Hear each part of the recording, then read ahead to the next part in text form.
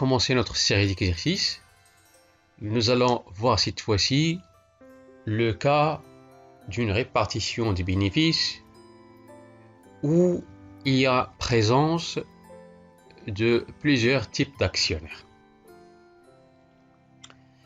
Et les différents types d'actionnaires, vous savez que généralement, d'après les séances passées, on a fait une répartition des bénéfices, sachant bien évidemment qu'il n'y a pas de distinction entre les actionnaires.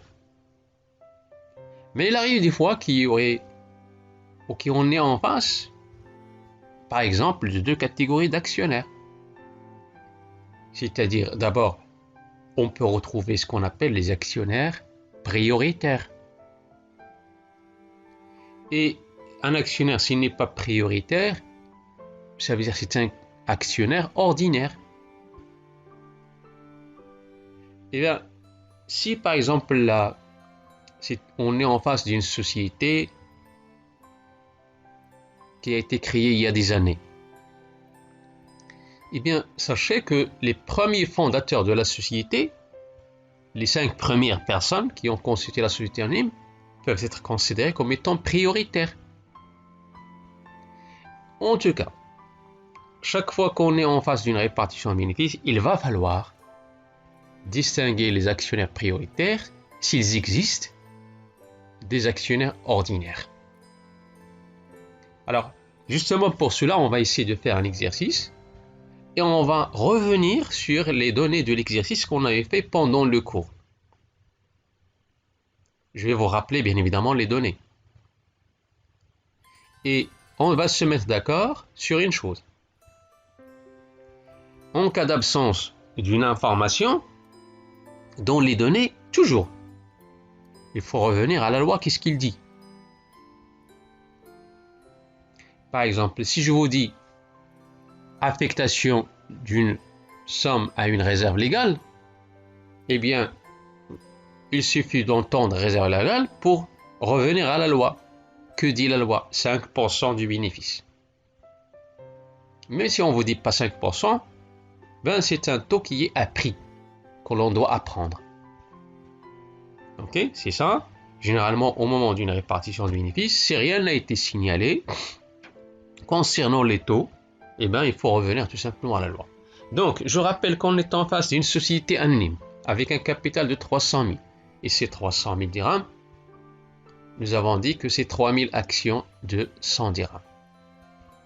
3000 actions de 100 dirhams. Alors, on va supposer que les 3000 actions, où cette constitution elle a été faite par des apports en nature et des apports en numéraire. On va le supposer. Le total des apports en numéraire, c'est 200 000 dirhams. Et les apports en nature, c'est 100 000. Donc, ce qui fait que je vais mettre la nature, ça représente 1000 actions. 1000 actions fois 100, ça fait 100 000. Donc, 100 000, ce sont des apports en nature. Le reste, c'est du numéraire. C'est 2000 actions, ça vous fait 200 000.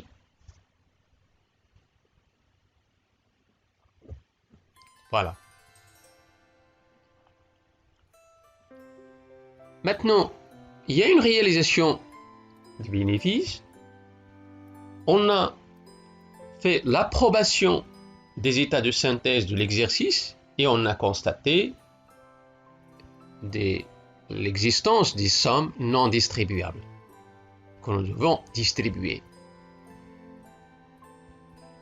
Évidemment, ça veut dire qu'il y a présence d'un bénéfice.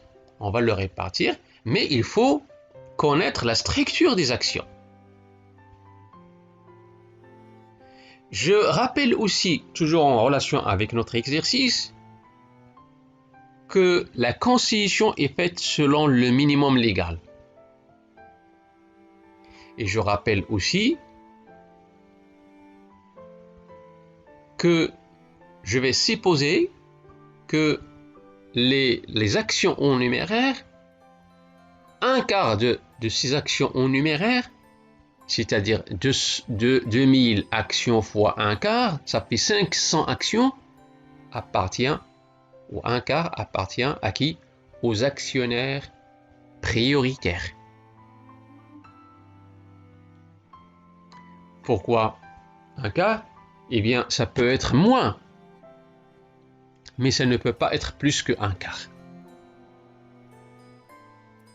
Ok? Alors, le reste, les trois quarts de 2000, c'est-à-dire 1500 actions de numéraire, a été effectué par des apports en numéraire et par les actionnaires ordinaires.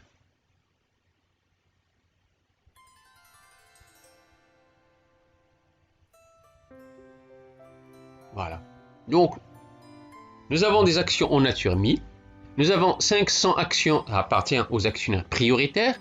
Nous avons 1500 actionnaires. 1500 actions appartiennent aux actionnaires ordinaires. Voilà la structure. Ça, c'est le premier travail que vous devez faire chaque fois que vous êtes en face d'une répartition des bénéfices. Si la structure des actions ne fait pas appel, il n'y a pas à présence des actionnaires ordinaires, ça veut dire que vous êtes chanceux. Vous allez traiter tout simplement les actions d'une manière générale et de la même manière. Mais ici, attention, nous avons des actions en nature, des actions en numéraire divisées en actionnaires prioritaires et actionnaires ordinaires.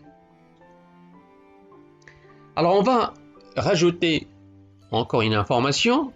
On suppose que les actionnaires ont libéré le troisième quart, c'est-à-dire le premier quart et le deuxième quart, c'est déjà libéré. On suppose que les actionnaires ont libéré le troisième quart. Quand est-ce que le 1/4n? C'est-à-dire avant le 1/4, combien ça a été libéré? La moitié. Et donc le 1/4, on a tout simplement libéré le troisième quart. Ok? Donc, on va du 1/1 n jusqu'au 1/4, combien ça a été libéré? La moitié, 2 quarts. À partir du 1/4 jusqu'au 31/12, les 3 quarts du capital ont été libérés. On a aussi, d'après les données de l'exercice, la réserve légale 5%. Nous avons dit que si rien n'a été signalé, alors c'est 5%.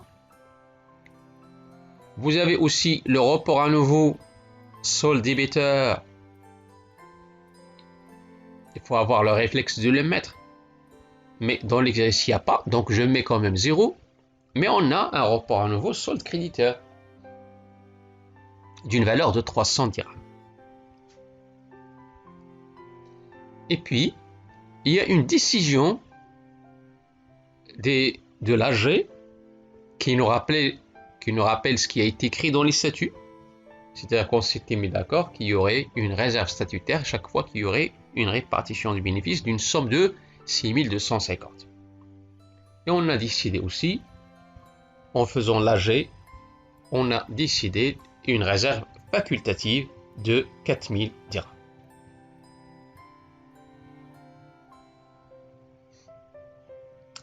Alors, vous avez aussi, il a été décidé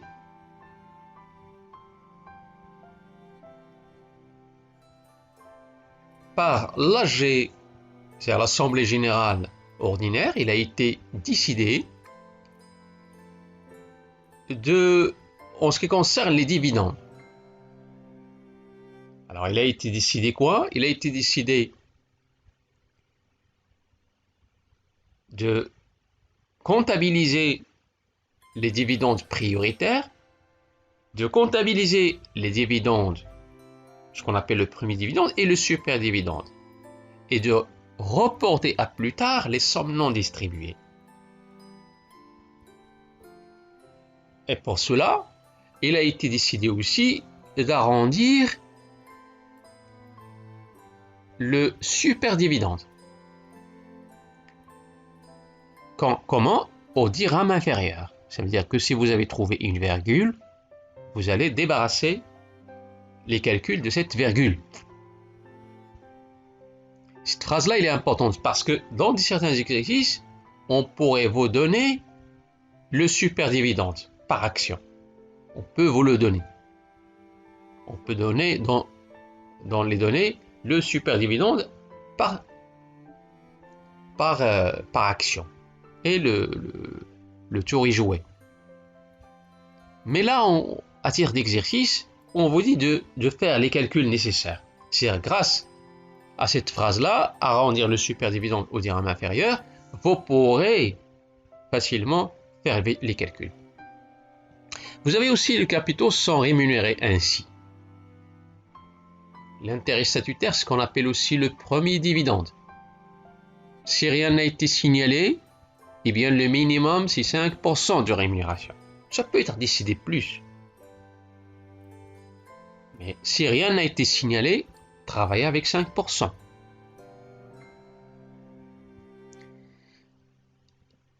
Autre information, puisqu'on a ici les 5%, c'est juste pour rémunérer qui?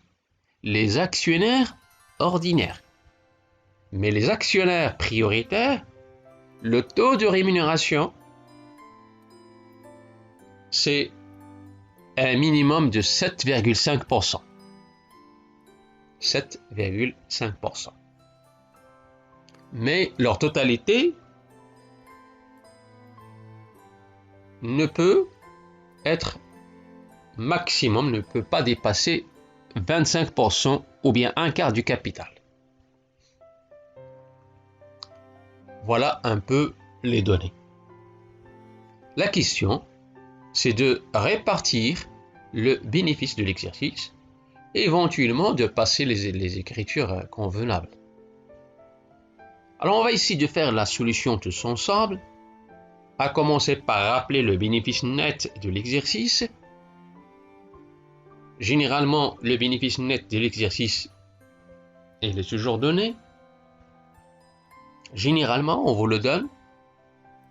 Sinon, on va quand même pas vous laisser le chercher trop. On va vous faciliter la façon de calculer ce bénéfice net de l'exercice, parce que l'objectif c'est de répartir le bénéfice et non pas de déterminer le bénéfice.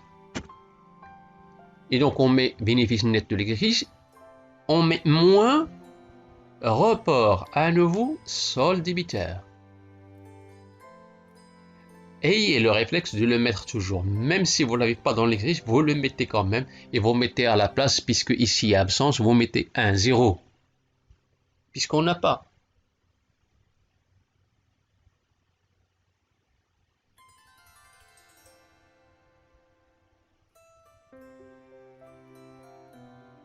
Je fais un solde. Je calcule un solde. Un solde en faisant 125 000 moins 0 pour déterminer ce qu'on appelle le bénéfice distribuable. Alors d'où ça vient le bénéfice distribuable? On fait le bénéfice de cette année moins toutes les pertes précédentes. Et les pertes précédentes sont comptabilisées dans le compte report à nouveau solde débiteur. C'est-à-dire, on ne peut pas répartir un bénéfice sans avoir pris en considération les pertes précédentes. Supposons que nous avons un bénéfice de 125 000 et que le report à nouveau également 125 000. Alors combien le bénéfice à répartir? 0. Puisque le bénéfice de cette année, il a juste épongé les pertes de l'exercice précédent. Donc il n'y aura pas de répartition de bénéfice. Puisque bénéfice net de l'exercice est égal au report à nouveau solde débiteur. Mais ici, il n'y a pas ça. Donc, bénéfice à répartir 125 000, on va calculer la réserve légale. Et la réserve légale, c'est quoi? C'est le bénéfice à répartir fois 5%, c'est-à-dire 125 000 fois 5%, ça vous donne, selon mes calculs, 6 250 dirhams. Attention au plafond de la réserve légale qui ne doit pas dépasser, le cumul ne doit pas dépasser 10% du capital. Ici, on n'a pas le capital, on n'a pas plutôt le cumul, c'est-à-dire on ne connaît pas l'histoire des réserves légales, donc on ne fait rien. Je calcule 6 250. Alors on calcule le premier solde. 125 000 moins 6 250, ça vous donne 118 750.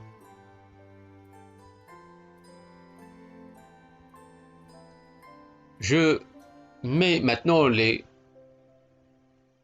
décisions de l'AG, parce que l'euro c'est la fiscalité, réserve légale c'est déduction fixée par la fiscalité. Maintenant on va mettre les déductions fixées par l'AG, réserve statutaire 6250. Le fait qu'il y ait 6250 en réserve statutaire et réserve légale, c'est une coïncidence. C'est juste une coïncidence. Je mets aussi la décision de l'AG, réserve facultative, de un montant de 4000.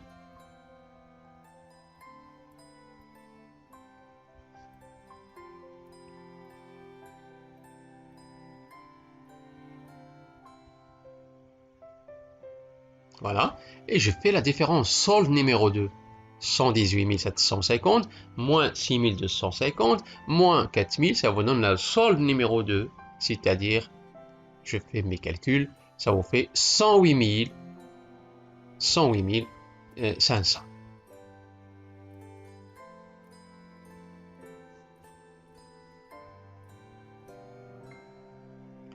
Maintenant, une fois on est arrivé à ce stade-là, il reste une chose importante, les sommes reportées. Report à nouveau, attention cette fois-ci, solde créditeur. Et je vais revenir sur l'histoire, c'est-à-dire le passé. Est-ce qu'on avait un report à nouveau solde créditeur? Oui, on a 300 dirhams. Eh bien, je l'ajoute. Je l'ajoute.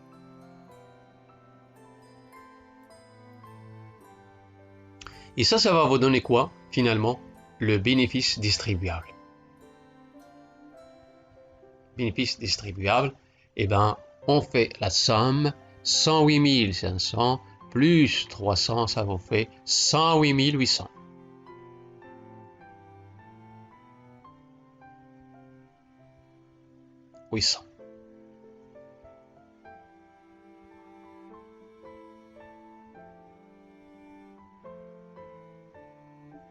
Et voilà. Maintenant, on va attaquer les dividendes. Nous avons ici 3 types de dividendes. Il y a les dividendes prioritaires, il y a le super dividende et il y a l'intérêt statutaire. 3. On commence par dividendes prioritaires. Et les dividendes prioritaires, si je reviens un petit peu au début de l'exercice, je connaîtrai ou je saurai combien nous avons parmi les actions de la société, combien appartiennent aux actionnaires prioritaires. Donc au total, nous avions les actions en nature, ça n'appartient pas aux actionnaires prioritaires, mais les actionnaires prioritaires, ils ont une part des actions en numéraire, les 2000. Donc 2000 fois 100, ça c'est le nominal, mais la part des dividendes, plutôt des actionnaires prioritaires dans les 2000, c'est un quart. On dit qu'ils possèdent un quart. Ça, c'est donné dans les données. Alors, combien ils ont libéré? Eh bien, la libération, elle est faite de deux manières, de deux fois. Il y a une partie qui a été libérée du 1er 1 jusqu'au 1-4, ça fait 3 mois. D'abord, je mettrai le total et le pourcentage de la rémunération TIDMI. Et bien, la durée, c'est depuis le 1-1 jusqu'au 1-4. 1-1 jusqu'au 1-4. Ça a été libéré. Combien? 2 quarts. Et les 3 quarts ont été libérés du 1er 4 jusqu'au 31-12. Ça vous fait 9 mois. Donc on fait la rémunération par étape. 3 mois plus 9 mois, ça fait 12. Et je fais maintenant mes calculs. 200 000 fois 100 fois 1 quart fois 2 quarts fois 7,5 fois 3 sur 12, ça vous fait 468,75. Moi j'ai donné ça d'une manière directe, mais vous allez quand même détailler ça dans un brouillon de telle manière à retrouver ces montants-là. Faites un axe où vous allez mettre les dates. Mettre la date le 1,4 jusqu'au 1,4, c'est la moitié du bénéfice qui est la moitié du capital qui a été libéré. À partir du 1,4, c'est-à-dire au 31-12, on dira que 3/4 du capital a été libéré. Et la rémunération, on ne peut pas rémunérer un capital non libéré. On ne peut pas. On ne rémunère que les capitaux libérés. La partie non libérée, non, on ne va pas la rémunérer. C'est tout à fait logique. On va faire la même chose pour le premier dividende. Sauf que pour le premier dividende, ça va concerner la nature et le reste du numéraire. Ok? Toute la nature, puisque les autres actionnaires ordinaires, ils possèdent les apports en nature et les apports en numéraire, combien? 3/4. Donc je vais mettre 1000 actions, ça c'est la nature. Actions. Voilà, 100 dirhams. Les 2000 et les 2000 actions. Toujours le nominal c'est 100. La part totale, ici c'est 100%, 4/4 pour les apports en nature. Et je sais que les actionnaires ordinaires possèdent la totalité des actions en nature. Donc 4/4, part totale. On va mettre la part totale des actions en nature qui appartient aux actionnaires ordinaires, 4/4. Pour les actions numéraires, si les actions prioritaires possèdent 1/4 de 2000, et bien le reste, ça appartient aux actionnaires ordinaires, 3/4. Et le capital, il est libéré moitié, c'est-à-dire 2/4, jusqu'au 1/4, et à partir du 1/4, ça a été libéré 3/4. Le taux de rémunération des actions ordinaires, c'est 5%. Toujours. Si ce n'est pas donné, un autre pourcentage, mettez 4. Mettez 5. De toute façon, ça ne peut pas être inférieur à 5. Alors, pour les actions nature, nous avons dit sont toujours libérées 4/4. Et alors, je calcule 1000 fois 100 fois 4/4 fois 4/4 fois 5%, ça donne 5000. Pour la deuxième ligne, 2000 fois 100 fois 3/4 fois 2/4 fois 5% fois 3/12, et bien ça donne 937,5. Pour la troisième ligne, 2000 fois 100 fois 3/4 fois 3/4 fois 5 fois 9/12, ça donne 4218,75. Et ben voilà, en ce qui concerne les dividendes prioritaires et en ce qui concerne aussi l'intérêt statutaire ou ce qu'on appelle le premier dividende. Je peux faire déjà la soustraction pour arriver à un solde et après on calculera le super dividende. Alors solde 3, je fais la différence entre le bénéfice distribuable moins la somme du premier dividende et de dividende prioritaire.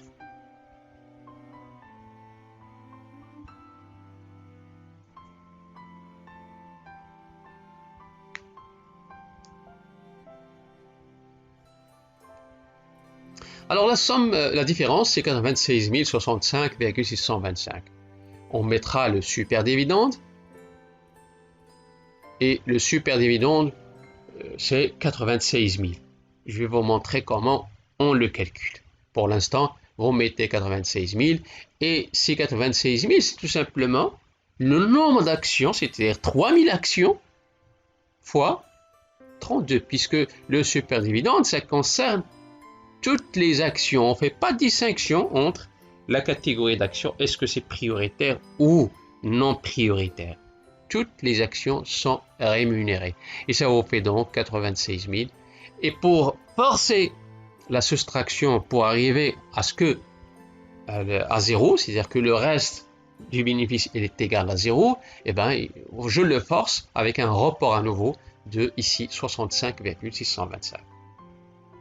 Donc on fait un petit peu le raisonnement inverse. Je mets solde 3, je mets super dividende, je mets report à nouveau et je le laisse pour vide jusqu'à ce que je mette reste égal à 0 et je force. Et la répartition du bénéfice, elle est ainsi faite. Elle reste bien évidemment un 0 Hein, ça veut dire que la totalité du bénéfice a été répartie, il ne reste plus rien du tout. Voilà, tout le monde est servi et on a même reporté à plus tard les sommes non distribuées. Donc, bref, voilà. Alors, pour les 96 000, comment on les a retrouvés? Ça, je vous ai promis tout à l'heure, je vous ai dit que vous mettez 96 000 et je vous dirai par la suite comment on les a retrouvés. Alors, comment on les retrouve? On les retrouve tout simplement en faisant que 96 000, c'est tout simplement 3 000 fois 32. 3 000 actions fois 32, ou bien 32 fois 3 000 actions. 2, ça sort 32. On va voir. 32 dirhams fois 3 000 actions. J'ai dit que des fois, dans certains exercices, on ne vous laisse pas comme ça. On vous donne ce chiffre-là, 32, on vous le donne. Mais ici, on ne vous l'a pas donné, vous l'avez retrouvé. Alors, pour les 32, d'où ça sort? 3 000, c'est bon. Mais 32, on ne sait pas encore d'où ça sort. Alors, les 32 de ça sort, c'est tout simplement le chiffre arrondi, en divisant, arrondi au dirham inférieur, en divisant le reste, c'est-à-dire le solde numéro 3 sur le nombre d'actions.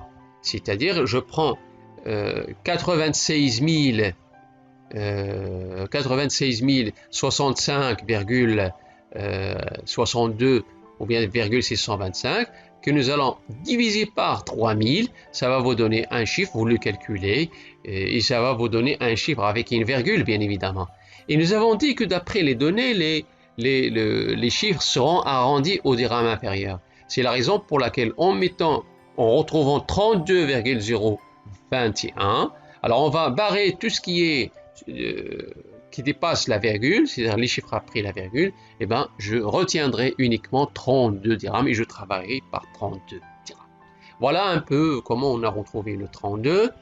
Sachez que des fois, attention, on pourrait vous donner ce chiffre-là, mais ici, on vous a demandé de le déterminer parce que les choses sont d'une manière générale, se passent d'une manière générale de cette manière-là, hein, dans les répartitions du bénéfice. Et voilà. Donc le projet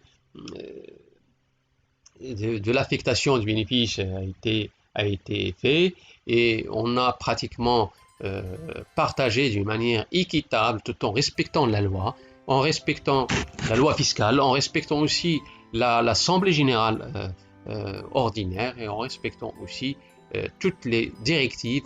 Et alors, je dois donc calculer ce qu'on appelle le dividende global maintenant. Alors, ce dividende global, c'est tout simplement le premier dividende plus le dividende prioritaire plus le super dividende. Donc, dividende global, c'est le premier dividende plus le dividende prioritaire plus le super dividende. C'est ça la part que recevra les actionnaires, d'une manière générale. Alors, je vais essayer de mettre les différents montants qu'on a retrouvés. Donc, pour le premier dividende, c'est à l'intérêt statutaire, c'est 5 000, plus 937,5, plus 4218,75. Tout ça, c'est quoi? Je le mets entre parenthèses parce que c'est le premier dividende. Je vais lui rajouter maintenant deux montants concernant le dividende prioritaire.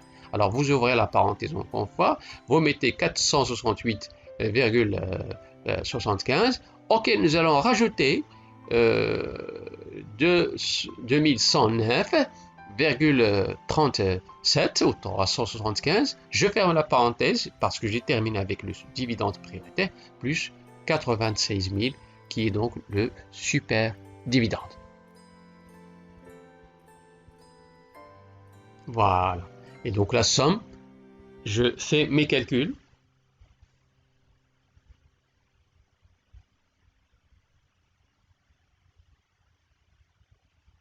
Et ça va me donner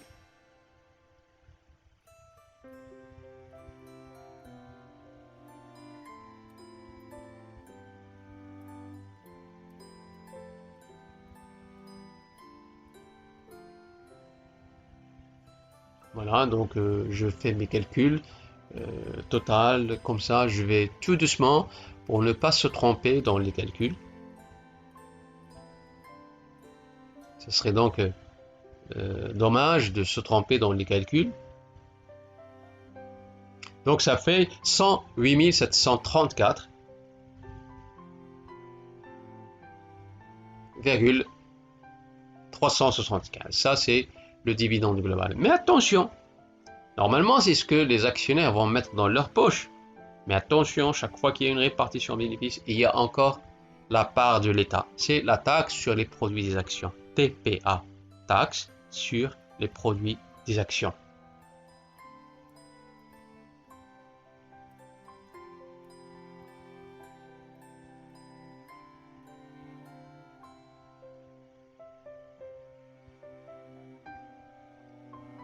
Et bien, le taux, c'est 15% et ça vous fait 16 310,156.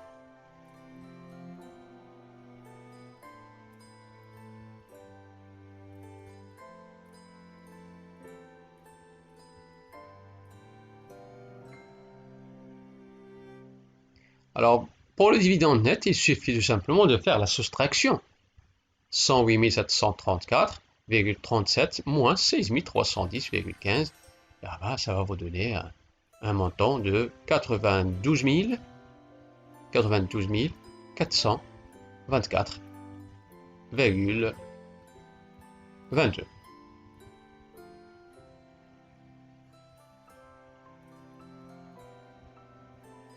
Voilà. Maintenant, ce qu'il faut retenir, s'il vous plaît, c'est-à-dire si vous oubliez tout, n'oubliez pas ce qui va apparaître tout de suite. Ça, c'est important. C'est de le garder dans un lieu sûr. Alors d'abord, pour la dotation à la réserve légale, il est obligatoire. Mais il cesse d'être obligatoire lorsque le montant de la réserve légale totale des années précédentes et de cette année-là dépasse 10% du capital. Donc, lorsqu'il excède 10% du capital, ça y est, on arrête la réserve légale. Mais s'il y a une augmentation du capital, on recalcule le plafond de la réserve légale. Mais tant qu'il n'y a pas d'augmentation de capital, donc on va se limiter à 10%. Les dividendes prioritaires ne peuvent être inférieurs ni au premier dividende, ni à un montant égal à 7,5% du montant libéré du capital, représenté par les actions à dividendes prioritaires sans droit de vote. Sans droit de vote, ces actions ne peuvent donner droit au premier dividende. Et bien évidemment, après prélèvement du dividende prioritaire ainsi que du premier dividende au profit des actions ordinaires, les actions à dividendes prioritaires sans droit de vote ont les mêmes droits que les actions ordinaires en ce qui concerne le super dividende. Alors maintenant, on va passer à autre exercice avec uniquement quelques éléments de réponse. Ça veut dire quoi? Ça veut dire que je vais vous donner l'exercice, mais à vous de le faire. Finalement, je vais vous donner une étincelle, c'est-à-dire une réponse directe à l'exercice. Mais je ne vais pas tarder trop là-dessus pour vous montrer comment je vais vous laisser le soin de déterminer vous-même et de faire vous-même la répartition des bénéfices. Donc vous voyez en face de vous un exercice très simple où il y a pratiquement les mêmes qui ressemblent un peu à ce qu'on vient de faire. Je vais vous laisser le soin de le faire et évidemment on va tout de suite vous donner quelques éléments de réponse. Là, bien sûr, le travail à faire, c'est de dresser le tableau de répartition ou bien de faire tout simplement la répartition du bénéfice de l'année 2016, mais en même temps de passer au journal les écritures convenables, les écritures nécessaires. Les écritures nécessaires, ils se ressemblent, hein, c'est toujours les mêmes. Ce qui va changer, c'est les montants, pas plus. Donc c'est un peu là. Je retiens tout simplement que quand vous le constatez, il n'y a pas les taux. Et bien si les taux, s'ils sont absents, revenez tout simplement au texte de loi, qu'est-ce qu'ils disent. Par exemple, la réserve légale, on sait que c'est 5%. Les dividendes prioritaires, ils sont rémunérés à 7,5%. Et ils constituent, si on n'a pas leur montant, combien ça constitue? Eh bien, c'est un quart. Un quart. Donc, c'est un peu ça. Eh bien, comme dans notre exercice, comme vous l'avez constaté, aucune information n'est donnée sur les taux. Eh bien, il faut revenir aux taux prévus par la loi. En l'occurrence, d'abord, dividendes prioritaires sans droit de vote, eh bien, évidemment, le taux, d'abord le montant, c'est 25%, le nombre de parts d'actions représentant les dividendes, plutôt les actionnaires prioritaires, c'est 25% du capital social. 25% maximum, hein, maximum. Et le taux, c'est 7,5%. Et aussi pour les autres actionnaires ordinaires, le taux minimal, au minimum, c'est 5%. Et pour la part des actions représentant les actionnaires ordinaires, c'est l'inverse. Si le premier c'est 25%, donc les autres c'est 75%. Et vous allez donc voir en face de vous, à droite, une solution, une proposition de solution à l'exercice. Donc c'est clair. À bientôt. Mon email, vous l'avez en face de vous, c'est a.elvidani@wiz.ac.ma. Vous pourrez bien évidemment m'écrire quand vous voulez.